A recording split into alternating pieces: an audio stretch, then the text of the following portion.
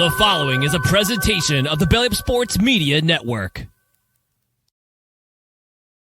Here's what's cooking on the day's Sports Stove Football Show. We got a Super Bowl recap, plus NFL offseason storylines, and the QB big board for the 2025 NFL Draft. That's what's cooking on today's Sports Stove Football Show.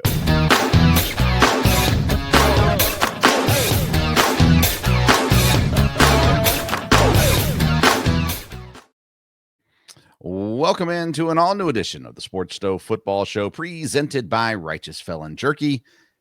Visit righteousfelon.com to join the flavor revolution and use promo code STOVE15 to get 15% off your purchase. I am Vince Stover, your host. I am joined every week by my dad, Dale Stover. Dad, how you doing? Hey, doing good, doing good. The fun part of the football season has arrived, the off season. And of course, in order to get to the off season, you have to go through the Super Bowl first. And the Super Bowl was, well, it was a game. It was played, and there was a winner. But outside of that, there wasn't a whole lot else to talk about. The Eagles defeating the Chiefs 40-22. Dad, let's start off with just your general thoughts on the game and maybe surprised or not surprised with how it went. Well, I was a little surprised at how it went, and Philadelphia, of course, we knew their defense was playing really well, and obviously they did. I'm not sure, again, it was probably a combination of the Eagles defense being really good and Mahomes, just not having a good day, but maybe that was the reason, he didn't have a good day. So I'm not sure from that standpoint, but, the Eagles, every year when you get done with a football season, I think everyone looks at things and you see teams start to make changes. I think the interesting thing with this, of course, we've had free agency for a while, but, Saquon Barkley made all the difference here.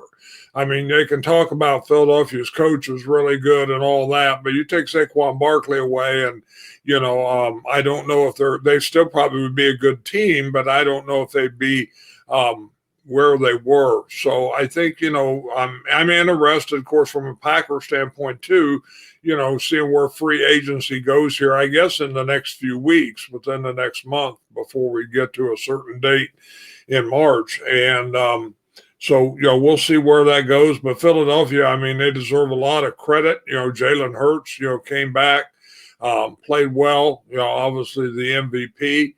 And, but so Philadelphia, came on and had a great year from there. So, and we'll see. I don't think Kansas City, they will definitely won't fall apart, I don't think. But like I said, we'll see. Is Andy Reid back? I haven't heard anything there. I guess Kelsey's still deciding whether he's going to come back or not, and things like that. So we'll see where the fallout comes. But again, the NFL just keeps rolling along, and the draft will be the next big thing. They keep announcing games being played overseas. Next year, they can play up to 8. They have 6 of them already announced. Not all the teams in all of them yet, but, so we'll see where that goes. That's going to continue to be an interesting thing with the NFL, with more and more teams. They've talked about getting it to where every team will play overseas one game a year. I don't know if it'll get to that. I know there's been trouble with Fields over there, and anxious to see how if they can get that corrected in certain places from there. So the international part, the NFL, they just keep growing. You think it could get bigger, but they definitely always have a plan. So, but Super Bowl, like I said, it's hard to believe next year will be the 60th Super Bowl. So that'll be a big deal there for sure. And the Eagles have their spot now. Jalen Hurts, I think back of all the MVPs of the Super Bowls. I'd have to take a little time to study all of them. There was a time years ago when I think I had a football card of every MVP in the Super Bowl, but that's been long gone at this point. So we will see. It'd be a fun thing to do, but I do have a lot of the old ones. Well, when you think about the Super Bowl, this past Super Bowl, It was really wild to watch how just dominant the Eagles were. Patrick Mahomes sacked 6 times, and the stats have been all over the place. The Eagles did not blitz one time in the entire game, and yet they were in the backfield almost every single play, dominated. I mean, the first half was, I think Mahomes had 33 yards passing or something like that in the first half. He ends with 257, but obviously all those yards came at a time where it was way too late. So incredible defensive performance by the Eagles, pick 6 by Cooper DeJean as well, couple interceptions against Mahomes. Jalen Hurts played really good football, 72 yards on the ground, 221 yards through the air. Devontae Smith, 4 catches, 69 yards, leading the way, and A.J. Brown with a touchdown catch as well as Devontae Smith. On the other side, Dad, you look at Kansas City, they just couldn't get things going till later. Xavier Worthy had himself a memorable Super Bowl, at the very least, 8 catches, 157 yards, and 2 touchdowns. His stat line is phenomenal, but at the end of the day, it doesn't matter because, well, the Chiefs didn't look like they were there. It really did have kind of that flashback of the Seattle-Denver game where Seattle was just all over Denver early on, and Manning and the Broncos just were out of it so fast. And this one didn't feel quite that way. Up 24-0 at halftime. It seemed like it was probably done with, but again, you got Tom Brady on the call, so everyone's thinking, well, 28-3, so it's not that bad yet. So but Mahomes could just never get it going, and the Eagles, like I said, so dominant, a dominant performance. Saquon did so much during the season. He did very little in this game compared to what he's done throughout the season, with 25 carries but for only 57 yards. So the Chiefs were dialed in on stopping the run, and they did, with the exception of stopping Jalen Hurts. And it was really the defense and the passing game of the Eagles that dominated in this game. So when it was all said and done, I watched the whole thing. I didn't think I was going to watch much of it. The blowout actually kept me tuned in to this Super Bowl, and I'm really impressed with what the Eagles did in this game, and found myself kind of cheering for the Eagles as the game went on as well, which I wasn't sure how I was going to feel with whichever team won this game. So you know what? It was a Super Bowl. It came, it went.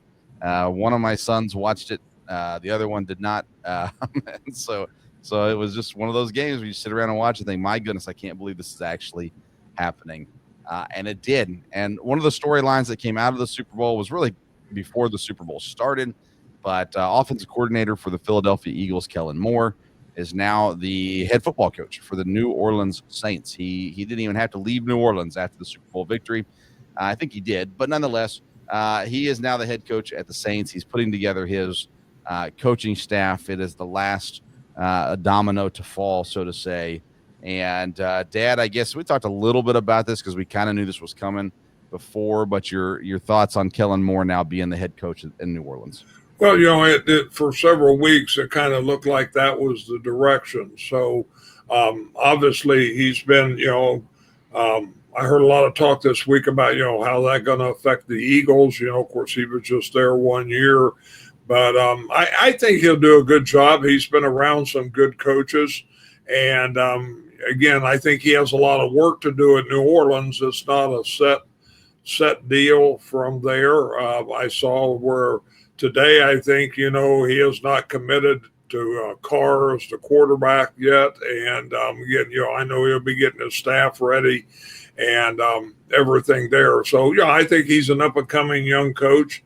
And I think compared to some of the younger guys that started, I'm not sure how good the opportunity is there in New Orleans, but I think he'll do well. Yeah, I think New Orleans is a team that the offseason is going to be so important to determine how they do next season, because they're not currently a team that's going to be, top of the division necessarily.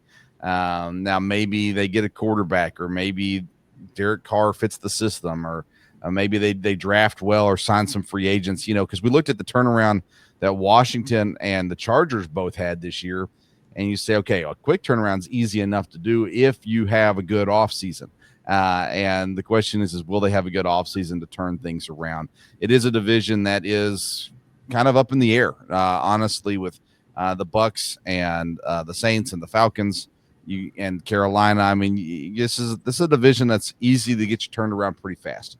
But you got to have a good offseason, and the draft and of course free agency will play a major role into that. Dad, when we look at the storylines for the offseason, it really comes down to quarterbacks. There will be some free agency stuff. Max Crosby looks like he could be on the move. Myles Garrett's going to be on the move. So those kinds of things will be big and impact teams pretty greatly as well, especially depending on the trades, what they get in return, those sorts of things as well. But there are so many quarterback questions coming into this offseason that I wanted to take a little bit of time to talk about today. So I want to look at a few different we're going to run through just several of these guys and the teams that they could fit on. And we'll start with Aaron Rodgers because, the Jets have said they're moving on from Aaron Rodgers. Not a huge surprise. His tenure in New York was not great, which is also not a surprise to Packer fans. But Aaron Rodgers has to make the decision now. Is he going to retire or is he going to sign somewhere else? And there are teams right now available for him that could use a veteran quarterback. I still think Las Vegas makes maybe the most sense for him. He's got a relationship with Tom Brady. It's playing in a dome. Now it is a tough conference, but I'm intrigued to see if maybe that door opens a little bit. There's a lot of talk about Pittsburgh possibly wanting Rodgers. I don't think that's the way it's going to go. It doesn't make sense as far as, he's got a friendly relationship with Tomlin, but outside of that, it just doesn't make sense for the Steelers to bring Aaron Rodgers in. I still think Tennessee is a spot to watch down there as well. They've got Will Levis currently at the quarterback spot. That's not the answer. And I could see the Titans maybe taking a swing at Aaron Rodgers too, if he chooses not to retire. Which direction do you think Rodgers goes this year? Do you think he retires, or do you think he'll take one more swing at maybe a Vegas or somewhere else? Well, I think he probably ought to retire, but I don't know that he will. I heard someone nationally today say that they didn't think there would be a team that would immediately step up to make him their starting quarterback now. And this person thought the wise thing, if Rodgers wants to play next year, is simply keep practicing, stay in shape, and you're going to have a quarterback get injured. And when someone gets injured, Aaron Rodgers might be the ideal guy. Bring him in and fill in there. This guy felt like that would be the best avenue for him, and it might make a lot of sense. The question's going to be, Aaron Rodgers is not going to be a long-term answer. And again, the idea we'll bring him in and he can mentor somebody. That's not been his history at this point. And so I don't know where that fits. To me, he's going to be a Hall of Famer. He's made his career. He may not want to end his career the way it's ended the last 2 years. But there's been quarterbacks that have stayed around too long. And, Joe Montana, Brett Favre, others, that stayed around, didn't finish up. Again, hasn't tarnished them now. Most people don't even remember those last seasons. But, to me, it would make sense for him to retire. What do you think about the idea of him just staying in shape and waiting for a team, that when a quarterback gets injured? Now, that won't work for him. He's a relationship guy, and he's got to have a relationship with the guys he's throwing to. So I don't see that working for Rodgers, sitting out and just waiting for an opportunity. I think his ego won't allow him to do that either. I think he's either going to go play and be the guy for this year or not. I'll give him a little bit of credit. I do think Rodgers is at the point now in his life where he sees, as long as he's playing, he will mentor the guy behind him because he knows that his best days are behind him. And so, it's a deal of if he'll have to get promised the season, but I think he'll be willing to help a guy more out now than he ever has been. But the question is will there be a spot available to him that makes sense? Because he's not going to get all his buddies. The Devontae Adams thing, that's done with. All the other guys that he brought to the Jets, none of those guys played or were at least were helpful to the Jets in that time there. He's not going to get to say, hey, I'll come in, but you also got to bring in this guy, and this guy. No one's going to be willing to do that anymore for him. So if he goes to a place, it's going to be with an understanding you're here for a year, maybe two, to play quarterback. And that's your only job. You're not the GM. You're not the coach. You're here to play quarterback. And that's why I think Vegas works with Tom Brady being involved there, because there's no one else that Rodgers can sit in front of that can tell him, hey, here is what you need to do, that he'll listen to outside of, I think, Tom Brady. So I think that's the only spot that really works where it has a chance of success.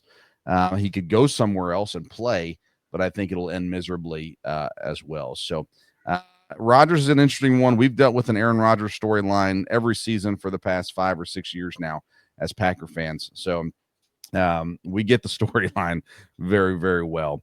There's other quarterbacks, though, Dad, too. Matt Stafford, there's a lot of rumor that says Stafford is done in L.A. Now, he could still return next year for the Rams, but if he still wants to play, again, I think the Raiders are a possibility for all these veteran quarterbacks we talk about. But you look at the Raiders, the Jets have been floated around there as well. Stafford is the kind of guy, he likes California. So I don't think he wants to go too far away. If he leaves the Rams, I don't see him going too far away, and there's not a whole lot of opportunity out there outside of Vegas on the West Coast in a warm climate, that kind of a thing. So I don't know, Dad. It seems like there's so much smoke around him leaving. I'm a little not sure what to do with it, because I think the Rams make the most sense for him. But I don't know. Any thoughts on Matt Stafford? Yeah, I think if he wants to play again, then the Rams do make the most sense. He's used to the system there. He's used to the coach. Again, though, I mean, to me, I could see him, retiring, him hanging it up. Yeah. He's won a Super Bowl there. He had a good career in Detroit, but, he went to the Rams, won a Super Bowl. I don't know if they're ready to win a Super Bowl again. I think he's at the age and health-wise, it would make sense for him to retire. Whether he will or not, we'll see. I know the coach wants to know sooner than later, and Sure. So we'll see how that goes. Well, and the reason why he wants to know sooner than later, because there are some veterans out there. So you look at Sam Darnold. Sam Darnold coming off a career year in Minnesota. I still think the Vikings would be stupid to not re-sign Sam Darnold.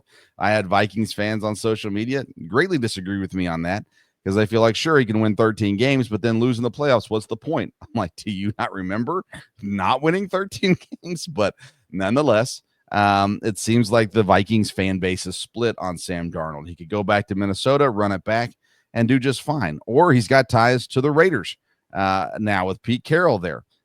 He's got ties, or maybe not ties, but there's an opening in Cleveland that he could go and play football. Maybe the Rams now comes open.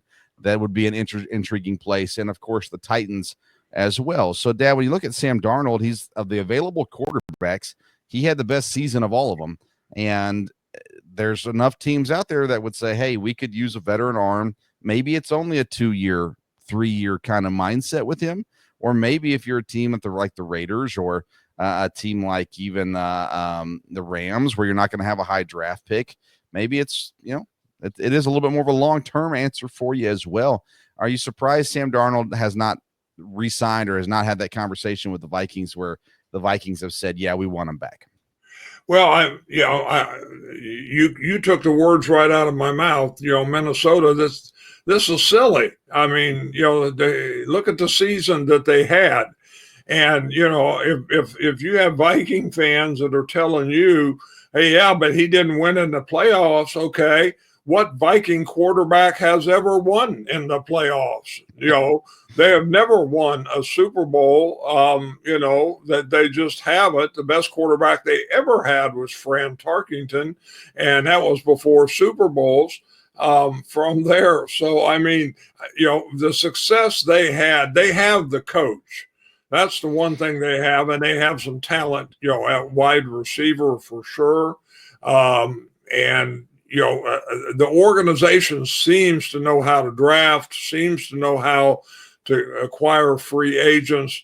I mean, for them to take a step back and to kind of be redoing things, I mean, that doesn't surprise me because it's the Vikings. But, I mean, my goodness, I don't know how you can have a quarterback have the season. I mean, that may not have been their plan going into the season. But to have somebody have the year like Sam Darnold did and be in a spot where the team is that way now, I mean, I don't think they're a shoe-in necessarily to win the division, but the division is the toughest one by far. And the top three teams are going to be battling out probably for several years unless the Vikings do a rebuild, and then all of a sudden they're going to fall out of the situation here. But I'm shocked that Minnesota. I mean, I can see fans, I can see media talking about it, but why the team wouldn't?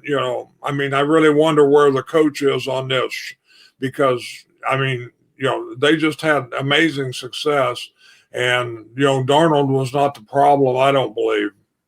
Yeah, and all this hype about J.J. McCarthy. I mean, what have you seen from J.J. McCarthy that makes you believe in him? You go back to his college career. He was fine, but he wasn't spectacular. And then he gets hurt his first year in. And again, my sources who were inside the program have said that McCarthy got outperformed before he got hurt by guys who did not make the roster. And so when you look at that and you sit here and you go, okay, yeah, the fan base is all excited about the unknown, right? Everybody is about a rookie quarterback, young quarterback. Everybody's excited to see what he has. But you just won 13 games. Why would you hand that over to J.J. McCarthy when you have a quarterback in place? You say, well, financially, okay, fine. But where it is right now, you go to Cleveland, or excuse me, to Chicago. Okay, they bring in a competent coach. They've got a competent quarterback. They've got some skill on the team. They're only going to get better. You got the Lions, who have had their coaching staff completely gutted. And so they might fall back a little bit, but we're talking 10 wins. I mean, if they fall back that far. You've got Green Bay, who, again, I know we're Packer fans and we're biased, but they're going to be a 10-win, 11-win team also. So if you're Minnesota, if you decide to go to J.J. McCarthy, what you're doing is you're sacrificing what might be a long time to get back to relevance, in my opinion, at the very least. So, yeah, that's wild to me. Let's talk about another former Vikings quarterback, Kirk Cousins, who made all his money in Washington and Minnesota. He did not look good in his return from injury, but now he's had time off, more time to recover. And the Cleveland Browns make a lot of sense for Kirk Cousins because Stefanski worked with him. That makes sense. The Raiders, again, makes sense for all these guys. The Jets have been linked. I don't think that one makes sense. I don't want Kirk Cousins out in the New York Stadium personally. And Tennessee, again, makes sense. I think Cleveland makes the most sense, though, for Kirk Cousins if they're willing to take a shot at him, because I don't think he's going to be very expensive, because Atlanta is going to be paying him a whole lot of money still. So I don't know. Kirk Cousins, you still think he has some left in him? I don't know, but I agree with you. I think Cleveland would be a good spot. I think the Raiders might be a good spot for him. Atlanta, they've got their young quarterback there, so I think that's kind of where they need to be. But I don't know. I've never been a big Kirk Cousins fan, but I mean, again, you give him time, you give him an offensive line, he can be very effective. So I think if he could go somewhere, Cleveland, they have receivers, Yeah. They have some people there. That might be a really good spot for him. Again, the Raiders, that's interesting with Pete Carroll. I think, you're going to get somebody that has connection with him. Could be Darnold, could be Wilson, could be, somebody there. Of course, they've still got, quarterback there too. So we'll see, we'll see how that goes. But Cousins, I would surely think, would land with one of these people that need a quarterback. Yeah, and let me clarify too, because I said I don't really want Cousins in that Jets stadium. Cleveland obviously is cold and windy also, but the system, he knows the system. He's worked in the system. He's been his most successful in that system that Stefanski runs. So that's why I'd be okay with him in Cleveland versus the Jets. Yeah, I mean, Russell Wilson, he could go back to the Steelers. He could end up at the Raiders. To me, I would take Kirk Cousins over Russell Wilson right now in most of these situations. I just think I don't see Russell Wilson being able to take a team to where it needs to go. I think Kirk Cousins, he fits, it seems like, any locker room. And Russell Wilson has just had this facade for so long now that it just seems like it doesn't really go over too well in the locker room. Nice guy, whatever, but it just seems a little fake. And Cousins seems to, I trust Cousins' arm more than I trust Russell Wilson's arm at the same time. So I don't know. Russell Wilson is intriguing to me. To me, of these options, Rodgers, Stafford, Cousins, Wilson, Sam Darnold. We'll talk about Justin Fields. I'd take Wilson last in this group of guys. I don't know. What do you feel about Russell Wilson?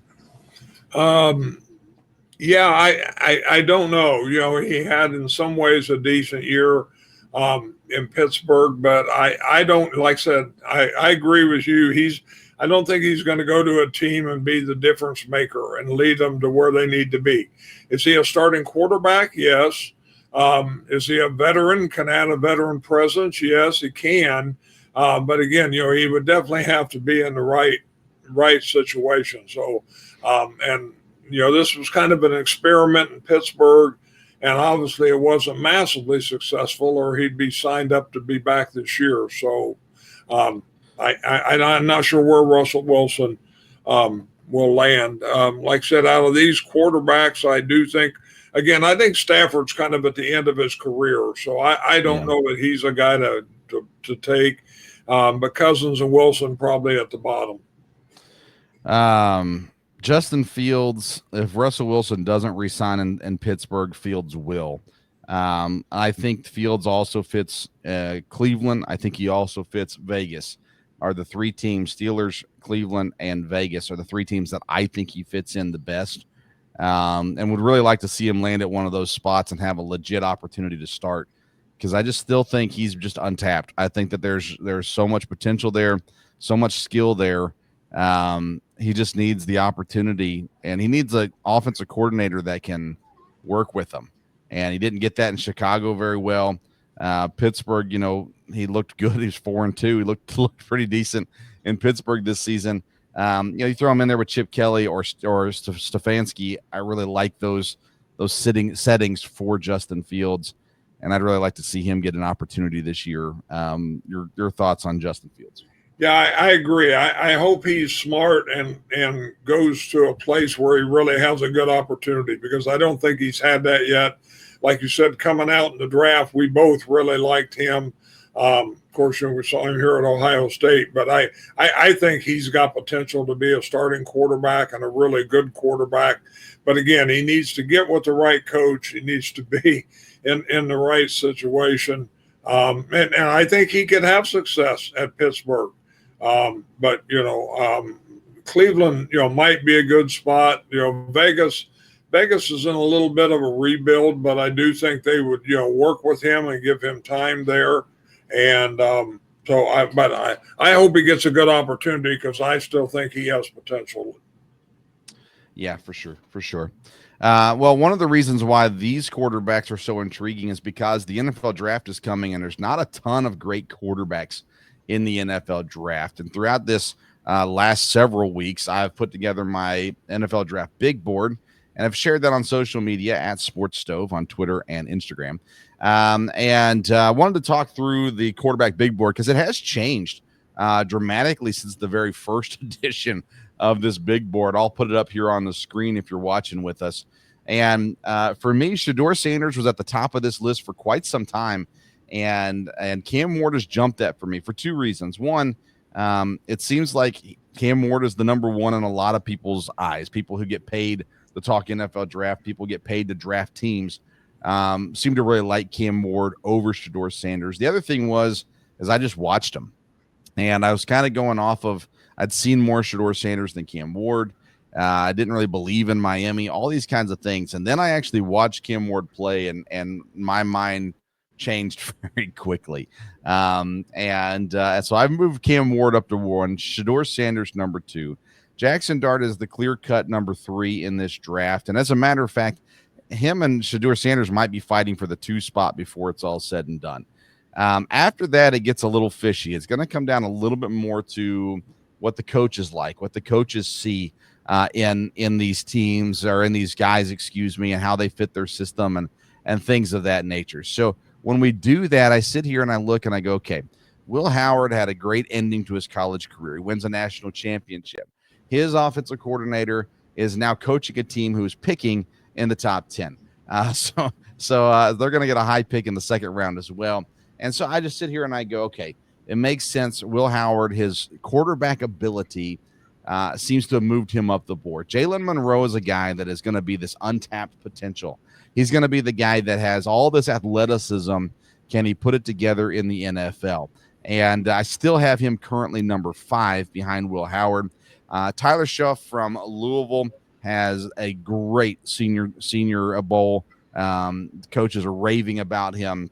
So he's flying up boards now. He's got great size and athleticism to go along with the arm as well. After that, it really doesn't matter. Kyle McCord, I've got him there. Quinn Ewers after him, and Riley Leonard after him. But I think that when you look at these top guys, these top 6 guys, Cam Ward, Shedeur Sanders, Jackson Dart, Will Howard, Jalen Monroe, and Tyler Shuff, these guys are going to go off the board in the first 2 days of the draft.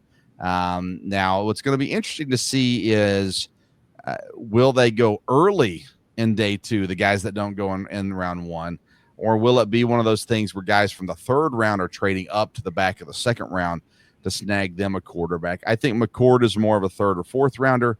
Quinn Ewers, he's going to have himself a showing when it comes to pro day and combine and all those kinds of things. He's going to have to be amazing, or else he's sitting down there in the 4th round, maybe 5th round. And then after that, again, you got Riley Leonard, you got the Borg from Indiana as well. You've got like the kid from Oregon. So they say the kid, Gabriel's probably older than me, but nonetheless, those guys are all looking at later on in the draft. So I think when you look at the quarterbacks in the draft, you're really looking at these top 6 guys and saying, okay, now where do they fit and where do they go? Dad, when you look at this board, I know you haven't done a lot of research into these guys and stuff like that yet, but when you look at this board, is there anything that surprises you with this list? Well, I mean, no, probably not. Some of them I saw play a fair amount, some I didn't. Dart from Ole Miss, I'm not real familiar with him. I know Ole Miss, had a really good year, so I think, probably he'd be a very good quarterback. The kid from Louisville, I never saw a whole lot there. I'm not convinced yet that any of these quarterbacks are ready to be drafted and be the starter next year. Now I think several of them, maybe everyone on this list, definitely down through Ewers, might be very good to draft in the 2nd, 3rd round if you have a quarterback and see how they develop and see what they could do. They have potential. I don't know that any of them, some of them have the athletic ability, but I don't know that they're ready necessarily to be a pro quarterback. But I looked at this list that you sent. The guy that kind of jumped off to me, and again, I've seen him play some, maybe more than I saw Howard play the most because they're here in Ohio State, but is the kid from Alabama. To me, he kind of fits what, the quarterbacks to come out these days as far as being athletic, being able to throw the ball. Again, he would need the right coach. He would need, quarterback coach that could really work with him. But he has a lot of ability. So be interested. Shedeur Sanders, of course, the same way, has a lot of physical ability from there. And, Ward maybe is probably the best of the bunch, but to me, I don't know that I think it's always tough to draft a quarterback and immediately put him out there playing. Some of them have had success with that. Obviously, C.J. Stroud did. But, it'll be interesting. There are teams that need quarterbacks. Do they need to draft a guy? But like you said, we just went over this list of veteran quarterbacks. So Right. teams that need a quarterback and get one of those, then draft, one of these guys here and go from there. Now maybe, they go through the combine and they go through, senior days and all that. Maybe it'll become clear that, this guy can be drafted and they can try to, use him right away next year. But at this point, I don't think I'm as convinced with that as I've been in some of the other drafts. Well, I mean, pairing one of these veterans with one of these rookies makes the most sense when you look at this list. Because if you go through the draft, Titans need a quarterback, Browns need a quarterback, Giants need a quarterback. At 4 is New England, they should be fine. At 5 is Jacksonville, they should be fine. At 6 is Vegas, they need a quarterback. 7 is the Jets, they need a quarterback. 8's the Panthers, I think they're set for the time being. Then you get to the Saints at 9. I would say that 90% of people would say they need a quarterback. The Bears don't. San Francisco desperately needs a backup quarterback, but I'm not sure that they're looking that way at all. Dallas ideally doesn't need a quarterback. Miami might need a quarterback. With Tua and his health and different concerns there. Indianapolis could use a quarterback as well with Anthony Richardson. You never know what's going to happen there. Atlanta's good. Arizona's good. Cincinnati's good. Seattle still needs a quarterback of the future. So there's another team. Tampa's got Baker. Denver's got their quarterback. Texans theirs. Chargers theirs.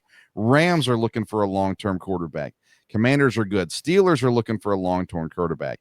Ravens, Packers, Eagles, Bills are all good. Vikings ideally are good.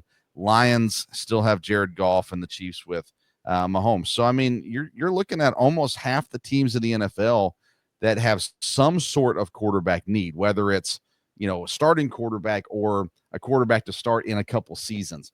And so these guys, best case scenario for these guys, they get put on a team with a veteran quarterback they can learn from and then eventually start. None of these quarterbacks I'd be excited about throwing out there game one for sure. I think Cam Ward, he's got some physical traits and he might be the most ready. I think that you're looking at guys like Schuff from Louisville, and maybe even Dart from Ole Miss that actually have the better chance of succeeding, especially if they get drafted, a little bit further down. So it's going to be interesting. It's going to be a topic we'll discuss throughout the draft season, of course, as well. And over these next several episodes, well, really now up until the draft, we'll be talking about draft topics during these shows as well. We'll be looking at some other positions and things like that is going on in the NFL draft and preparing for that. And as free agency opens, that'll clear the water a little bit as well.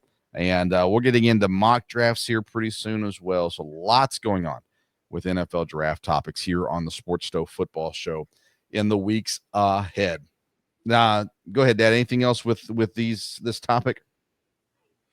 No, not on the quarterbacks here. No, got a couple other little things before we get done, but nothing major. All right, go ahead. What you got? Well, it's been interesting to see with the NFL and the college for the coaches, of course, with Belichick going, that really is an interesting dynamic there. I thought it was interesting up here in Ohio that Ohio State hired their new defensive coordinator, and it's Matt Patricia. Thought that was a real interesting move there. The power conferences, the power teams definitely, are able to dictate some things. And that's an interesting move, I thought there. I wonder if you'll see more, is the Belichick thing going to change things as far as more people getting involved in college and stuff like that? So, and I just, I hadn't really kept up with on who they were looking at, but when I saw that, I thought, wow, that's quite the hire. So we will see from there. And the other little thing when we talked about the Super Bowl, just, congratulations to Reed Blankenship. the safety of the Eagles. He's an old MTSU Blue Raider, and they've had a few others get Super Bowl rings. I don't know if I've ever had anybody else that was a starter in a Super Bowl like that. So congratulations to him. All right. Shout out to Blankenship. Very good. Very good. All right. Well, that's it for this episode. A couple things going on in the Sports Stove world. Tomorrow afternoon, the Belly Up Sports will drop its Belly Up Sports NASCAR Super Show. I got to host that again this year. That goes out on the Belly Up Sports YouTube channel tomorrow afternoon. So be on the lookout for that. Daytona 500, of course, this weekend. We get you ready for that. On Sunday evening, will be the Belly Up a Fantasy Live baseball show. Myself and Kevin Wilson have been giving you fantasy advice already for several weeks going.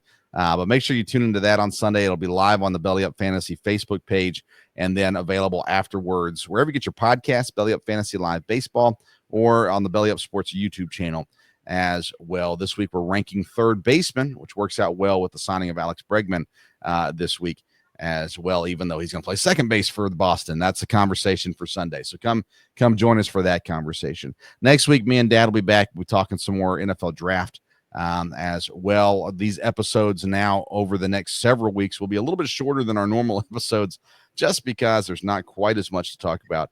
But we'll keep you up to date on everything going on in the NFL world as well. Make sure you check out righteousfelon.com. Order you some jerky. It's great stuff. Use the promo code STOVE15 to get 15% off your order. And follow us on social media at Sports Stove on X and Instagram.